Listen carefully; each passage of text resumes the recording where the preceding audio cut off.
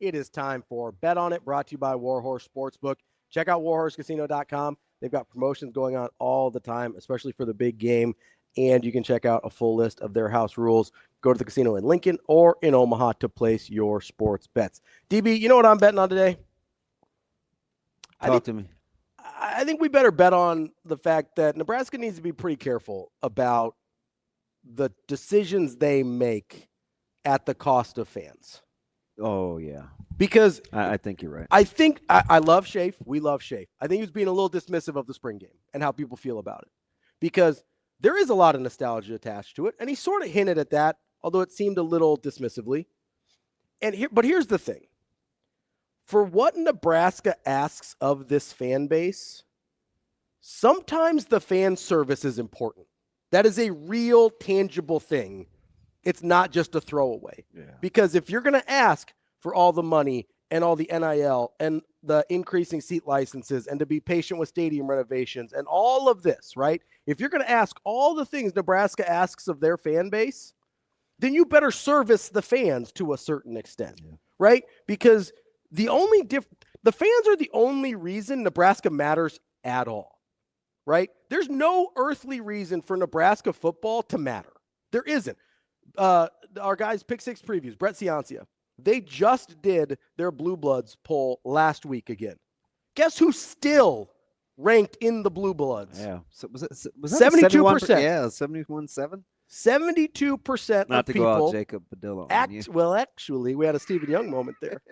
71-7 out of 170,000 football fans, because you're not following Pick Six Previews if you're not a nerd football fan, right? 170,000 votes. Still over 70% of those people view Nebraska as a blue blood. Probably more than people in this state view Nebraska as a blue blood still. And so the only reason that matters, the only reason that exists, there's no other reason Nebraska should matter in the grand landscape of college football. It's not a big population base. Despite having some really good stretches of high school athletes, it's not a consistent high school talent producer. There's nothing here that should tell you Nebraska should be a blue blood. But guess what? 72% of the country still thinks they are. Do you know why? Because of the fan base. Without the fan base, Nebraska is North Dakota State. And that's not a slight. That's a great program, but the magnitude is several times different than what we see here. So I want to be real careful about being dismissive of a thing the fans absolutely love, which is the spring game. And not to mention, somebody brought this up in the chat, for a lot of people, that's the first game they've ever been to. It's the first game I'd ever been to. We went in elementary school. We did the DARE pledge on the field and everything. Like that's embedded in my memory as a core Nebraska football memory in a game that I understand doesn't matter, but it's still there, right? It grows the love for the program. You better be real careful taking those things away. Yeah, it's interesting. It's just it's like first memories. I don't really have one. Sure. I think taking the picture on the bench with Roger Craig and was one, but I think in my head, like this is just, hey, spring game thoughts. Mm-hmm. Mine is, how else were you going to win a job? Yeah, what does it cost you? No, because but go ahead. Because that's all I know. Yeah. Right? You lay it on the line in the winter so you can go win a job in the spring. Mm-hmm. So I have to recalibrate my my thought process. Yeah. That's why it's so interesting to me to see how they trim. I also do think there's tangible benefits. Like, was it beneficial for you? Because you didn't enroll in the spring, right? No. You enrolled in the fall. No. So it's going to be a little different. But for guys that enroll in the spring, which is a lot of guys now, having kind of that first taste of Memorial Stadium before it counts with that atmosphere, like that feels like it would be really beneficial. Yeah. Like if I'm a true freshman, Dylan Rhule last year, I probably was more comfortable in August because I got to experience April. Like I didn't walk out for the first time in Memorial Stadium with it packed, and I get it's 60 versus 90 or whatever, right?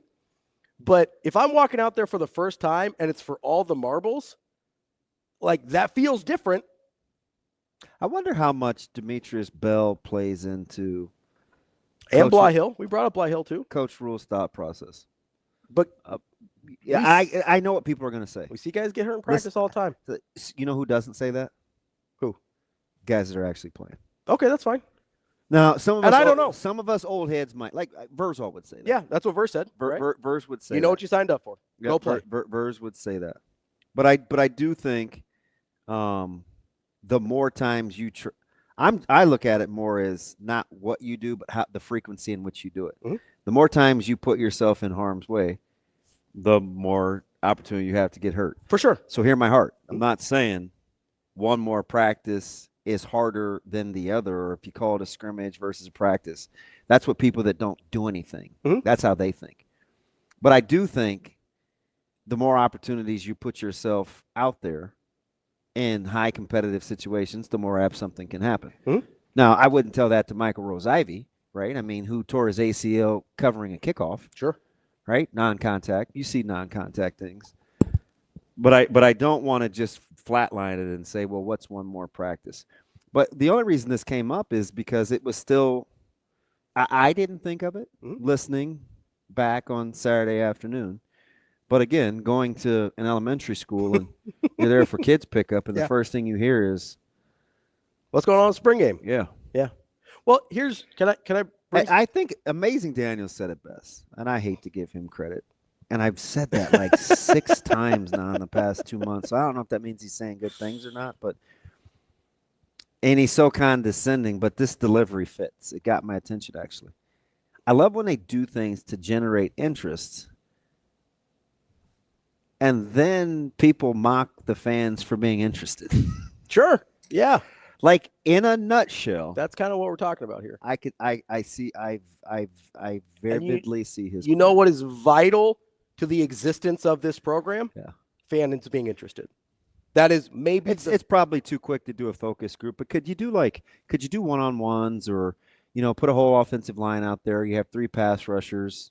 You get to say which guy goes. They all don't go at the same time. O-line has to be ready. D-line has to be ready. Quarterback has to drop. Like, you could do lots of things. Yeah, and that's why I said on Monday, you better give them something that looks like football.